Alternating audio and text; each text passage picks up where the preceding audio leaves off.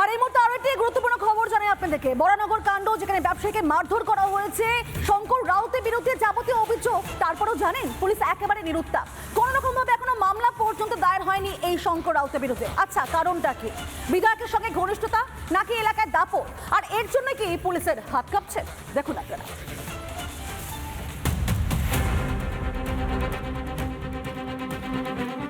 বরানগরে ব্যবসায়ীকে মারধরের এই ছবি ধরা পড়তেই ফের প্রশ্নের মুখে পুলিশের ভূমিকা।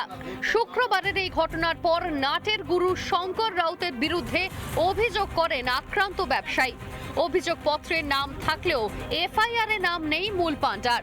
অবশ্য পুলিশ ব্যবস্থা নেবেই বা কি করে? শঙ্কর রাউত তো আর ছুটকো ছাটকা কোনো ব্যক্তি নন। বরানগরের তৃণমূল বিধায়ক সায়ন্তিকা বন্দ্যোপাধ্যায়ের অত্যন্ত ঘনিষ্ঠ। এখানেই শেষ নয়, এলাকায় বিরাট প্রভাবও রয়েছে শঙ্করের। চাপে পড়তেই ডিগবাজিও খেয়েছে এলাকার প্রভাবশালী তৃণমূলের দাদা। আমার নাম করে ধমকে চমকে যে আমরা দাদার লোক, সংবাদের লোক, সংবাদের সঙ্গে থাকি, তারা বারবার রিকোয়েস্ট করে এবং এরা বহুদিন ধরে আমার সঙ্গে যোগাযোগ করার চেষ্টা করছে। আমি যোগাযোগ করতে পারিনি, আমাকে দুদিন আগে আমার সঙ্গে যোগাযোগ করে, আমাকে ডিটেলসটা বলে, ভয়েস শোনায় যে এই ব্যাপার দাদা আপনার নাম করছে, আপনার সঙ্গে এই ধরনের ছেলে থাকে না, বলে চিটিংবাজ।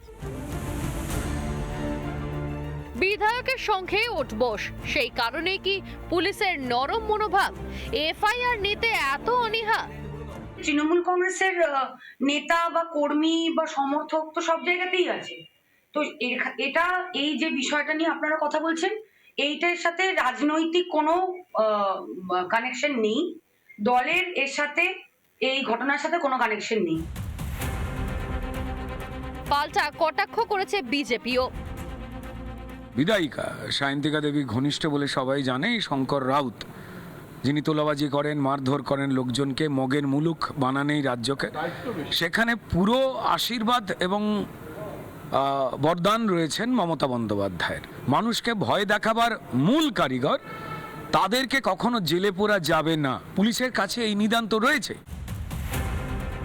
নষ্টের গোড়াকে বাইরে খোলা হাওয়ায় রেখেছে পুলিশ, তবে ছুঁচো ধরে বিজেপির মুখ বন্ধের মরিয়া চেষ্টার কোনো খামতি রাখেনি মমতা বন্দ্যোপাধ্যায়ের বীর পুলিশ। কপি, সেই কপি কিন্তু যদি দেখা যায় সেখানে কিন্তু তিনজনের নাম দেওয়া হয়েছে: অর্পণ দত্ত, গোপাল বগা এবং আরো অনেকে, অর্থাৎ সংগঠিতভাবে অপরাধ করেছে এমনটাই কিন্তু তারা বরানগর থানার যে এফআইআর, সেই এফআইআর এ কিন্তু দেখানো হয়েছে। কিন্তু কোনো রকম ভাবে শঙ্কর রাউত, তার নাম কিন্তু এফআইআর এ নেই। বাংলায় পুলিশের একটা আজব ভূমিকা।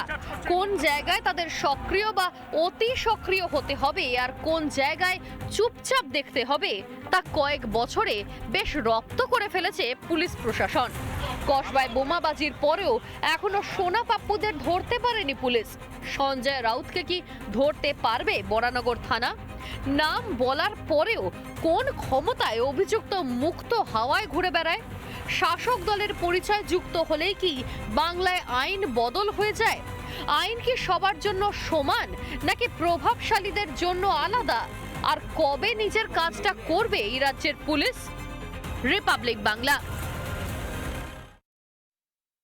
নানা ধরনের কন্টেন্ট দেখার জন্য লাইক করুন, শেয়ার করুন আমাদের ফেসবুক পেজ, সাবস্ক্রাইব করুন আমাদের ইউটিউব চ্যানেল।